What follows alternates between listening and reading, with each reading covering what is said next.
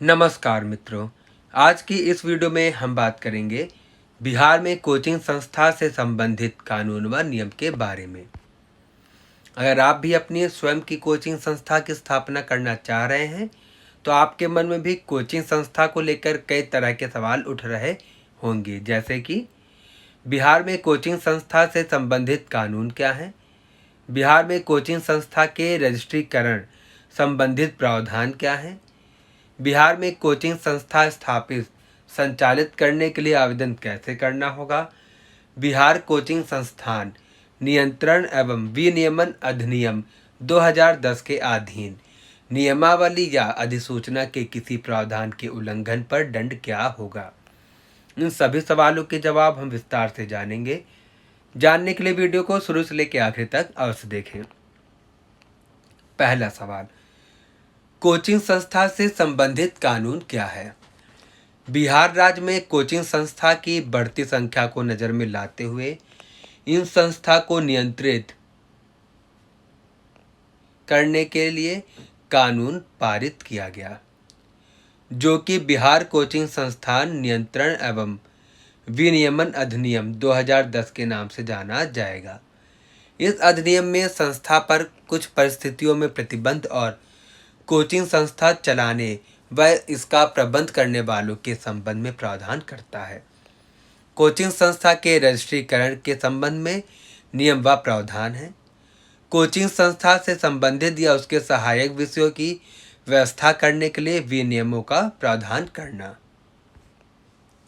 दूसरा सवाल, कोचिंग संस्था के रजिस्ट्रीकरण संबंधित प्रावधान क्या है। बिहार कोचिंग संस्थान नियंत्रण एवं विनियमन अधिनियम 2010 की धारा 3 में विभिन्न प्रकार की प्रतियोगिता परीक्षा एवं पाठ्यक्रम की तैयारी के लिए शैक्षणिक अनुसमर्थन हेतु कोचिंग संस्था की स्थापना रजिस्ट्रेशन संबंधी प्रावधान है।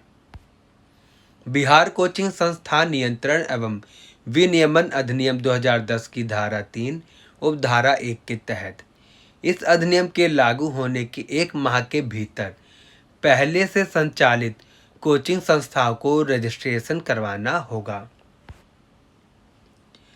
बिहार कोचिंग संस्थान नियंत्रण एवं विनियमन अधिनियम 2010 की धारा 3 उपधारा 2 के तहत इस अधिनियम के लागू होने के बाद कोई भी कोचिंग संस्था वैध रजिस्ट्रेशन प्रमाण पत्र प्राप्त किए बिना न तो स्थापित किया जाएगा और न ही चलाया जाएगा। बिहार कोचिंग संस्थान नियंत्रण एवं विनियमन अधिनियम 2010 की धारा 3 उपधारा 3 के तहत कोचिंग संस्थाओं के वैध कोचिंग रजिस्ट्रेशन प्रमाण पत्र की अवधि 3 वर्ष की होगी। कोचिंग संस्था को प्रत्येक 3 वर्ष की अवधि पूर्ण होने के बाद कोचिंग संस्था के रजिस्ट्रीकरण की अवधि को पुनः आगे बढ़ाने के लिए रजिस्ट्रेशन का नवीकरण करवाना होगा। तीसरा सवाल, बिहार में कोचिंग संस्था स्थापित संचालित करने के लिए आवेदन कैसे करना होगा।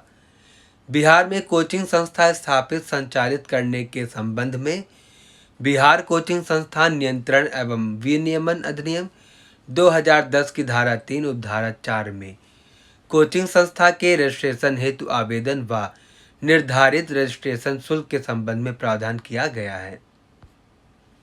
बिहार कोचिंग संस्थान नियंत्रण एवं विनियमन अधिनियम 2010 की धारा 3 उपधारा 4 के तहत इस अधिनियम के शुरू होने के बाद कोई भी व्यक्ति जो कोचिंग संस्थान स्थापित करने या चलाने की इच्छा रखता हो, कोचिंग संस्था रजिस्ट्रेशन प्रमाण पत्र प्राप्त करने के लिए जिला पदाधिकारी यानी जिसे जिलाधिकारी और इंग्लिश में डिस्ट्रिक्ट मजिस्ट्रेट कहते हैं को निम्नलिखित सूचनाओं के साथ विहित प्रपत्र में 5,000 रुपये रजिस्ट्रेशन फीस के साथ आवेदन करेगा। बिहार में कोचिंग संस्था के रजिस्ट्रेशन के आवेदन के साथ दी जाने वाली निम्नलिखित सूचनाएं। पाठ्यक्रम का निर्धारण, विभिन्न प्रकार की शैक्षणिक अनुसमर्थन के लिए पाठ्यक्रम एवं पाठ्यक्रम पूर्ण करने की अवधि स्पष्ट की जाएगी। प्रत्येक पाठ्यक्रम के लिए अधिकतम छात्रों की संख्या उल्लिखित की जाएगी। शैक्षणिक योग्यता, कोचिंग संस्थान में न्यूनतम स्नातक योग्यताधारी गैर सरकारी शिक्षकों या सेवानिवृत्त शिक्षकों द्वारा ही अध्यापन का कार्य संपन्न किया जाएगा। शिक्षकों के जीवन वृत्त के साथ उनकी शैक्षणिक योग्यता एवं अनुभव उल्लिखित किया जाएगा। शिक्षण फीस। कोचिंग संस्थान को विभिन्न पाठ्यक्रम पूर्ण करने की अवधि का उल्लेख करते हुए शिक्षण फीस के साथ प्रॉस्पेक्टस निर्गत करना होगा। पाठ्यक्रम के अधीन प्रॉस्पेक्टस के व्याख्यान, ट्यूटोरियल की संख्या, ग्रुप डिस्कशन आदि का उल्लेख करना अनिवार्य होगा। भौतिक अधिसंरचना। कोचिंग संस्था की आधारभूत संरचना के अधीन वर्ग कक्ष का न्यूनतम क्षेत्र प्रति छात्र 1 वर्ग मीटर होगा। अन्य सुविधाएं। इसके अधीन प्रत्येक कोचिंग संस्था द्वारा निम्नलिखित सुविधाएं उपलब्ध कराई जाएंगी। अन्य सुविधाएं जैसे कि समुचित उपस्कर जैसे कि बेंच, डेस्क आदि, पर्याप्त प्रकाशीय व्यवस्था जैसे कि इलेक्ट्रिसिटी, पेयजल यानी शुद्ध पीने के पानी की सुविधा, शौचालय की सुविधा, जलमल निकासी और स्वच्छता की सुविधाएं, अग्निशमन की व्यवस्था, आकस्मिक चिकित्सा सुविधा, साइकिल वाहन की पार्किंग की सुविधा। राज्य सरकार उपलब्ध आधारभूत संरचना को विशिष्ट शर्तों एवं बंधेज पर किसी कोचिंग संस्थान को कोचिंग संचालन के लिए दे सकेगी।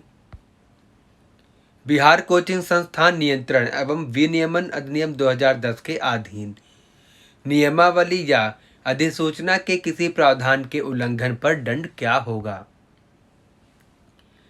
बिहार कोचिंग संस्थान नियंत्रण एवं विनियमन अधिनियम 2010 की धारा 6 उपधारा 2 के अनुसार इस अधिनियम की धारा 3 के अधीन रजिस्टर्ड कोचिंग संस्थान इस अधिनियम के या इसके अधीन बनाई गई नियमावली या इस अधिनियम के अधीन जारी की गई अधिसूचना के किसी प्रावधान के उल्लंघन करने पर निम्नलिखित दंड से दंडित किए जाएंगे। प्रथम अपराध के लिए 25,000 रुपये जुर्माने से दंडित किए जाएंगे। द्वितीय अपराध के लिए 1 लाख रुपए जुर्माने से दंडित किए जाएंगे। द्वितीय अपराध के बाद कोचिंग संस्थान के निबंधन यानी रजिस्ट्रेशन हेतु गठित समिति द्वारा कोचिंग संस्थान के विरुद्ध आरोप प्रमाणित होने की स्थिति में कारण बताओ और सुनवाई का समुचित अवसर देने के बाद कोचिंग का रजिस्ट्रेशन प्रमाण पत्र रद्द किया जा सकेगा। तो दोस्तों, आज की इस वीडियो में हमने बात किया बिहार में कोचिंग संस्था से संबंधित कानून व नियम के बारे में। ऐसी वीडियो के अपडेट्स के लिए व हमसे जुड़े रहने के लिए हमारे चैनल को सब्सक्राइब करना ना भूलें और वीडियो देखने के लिए धन्यवाद। आशा करता हूँ यह वीडियो आप सभी को पसंद आई होगी।